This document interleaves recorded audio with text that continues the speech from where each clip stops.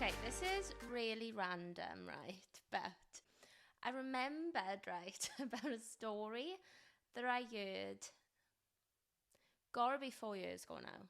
And I remember reading this story before I ever had the idea for a podcast or anything like that, and thinking, this is the most amazing story I've ever read.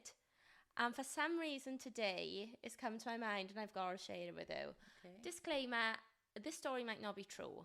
I don't know, this guy has tweeted it, but it's stuck with me for 4 years, so I'm just going to pass it on. And I think for the preface of today, you should just believe it's true. Okay. You know, I don't know. I think it's true. Anyway, you ready? Yeah. Okay. My dad died. Classic start to a funny story. He was buried in a small village in Sussex. I was really close to my dad, so I visited his grave a lot. I still do. And he said, don't worry, it gets funnier. I always took flowers, and my mum visited a lot, and she always took flowers.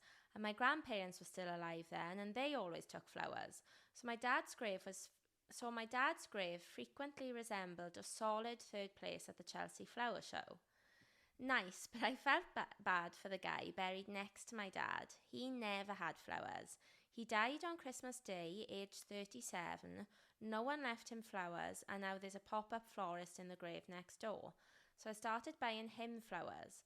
I started buying flowers for a deceased man I'd never met. Oh. I did this for quite some time, but I never mentioned it to anyone. It was a little private joke with myself. I was making the world a better place, one bunch of flowers at a time. I know it sounds weird, but I came to think of him as a friend. I wondered if there was a hidden connection between us. That's exactly what I'd be thinking. After a while, I'd be like, there's a reason for this. Yeah. Something secretly drawing me to him. Maybe we went to the same school, played for the same football club or wherever. So I Googled him, and 10 seconds later, I found him.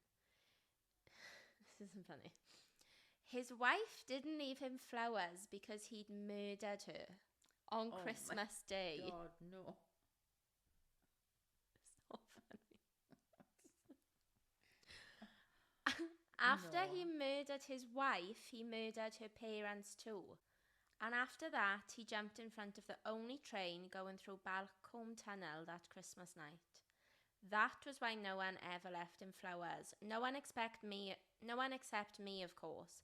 I left him flowers. I left him flowers every couple of weeks for 2.5 years. Oh my God. I felt terrible for his wife and her parents. Now I wasn't going to leave them flowers every couple of weeks for 2.5 years, but I did feel like I owed them some sort of apology. I found out where they were buried, bought flowers and drove to the cemetery. As I was standing at their graves, mumbling apologies, a woman appeared behind me. She wanted to know who I was and why I was leaving flowers for her aunt and grandparents. Awkward. I explained and she said, okay, that's weird, but quite sweet. I said, thanks, yes, it is a bit weird, and oh God, I asked her out for a drink. Incredibly, she said yes.